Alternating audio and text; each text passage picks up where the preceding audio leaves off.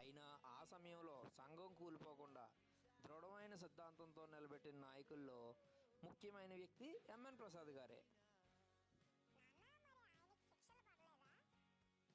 పడ్డాయి బాబు. అన్యాయ బదిలీలు చేశారు. ఆమ్రదా నుండి నాగ్పూరు, అక్కడి నుంచి విశాఖపట్నం బలవంతపు రిటైర్మెంట్ నోటీస్ కూడా ఇచ్చారు. కానీ ఆయన వెనక్కి తగ్గలేదు. లోకో పైలట్ల హక్కుల కోసం, రైల్వే కార్మికుల ఐక్యత కోసం చివరి శ్వాస వరకు పోరాడారు.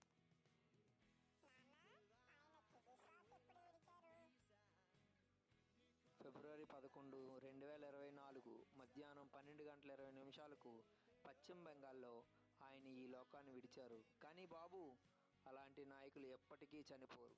వాళ్ళు మన పోరాటాల్లో జీవిస్తారు, మన హక్కుల్లో జీవిస్తారు, మన జెండాలో జీవిస్తారు.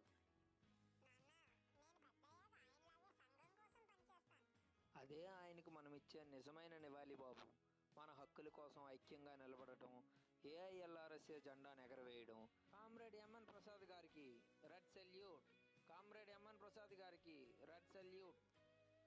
కామ్రేడ్ ఎంఎన్ ప్రసాద్ అమరుడు. లోకో పైలట్ల ఐక్యతే మా బలం. ఏఐఎల్ఆర్ఎస్ఏ జిందాబాద్. ఏఐఎల్ఆర్ఎస్ఏ జిందాబాద్.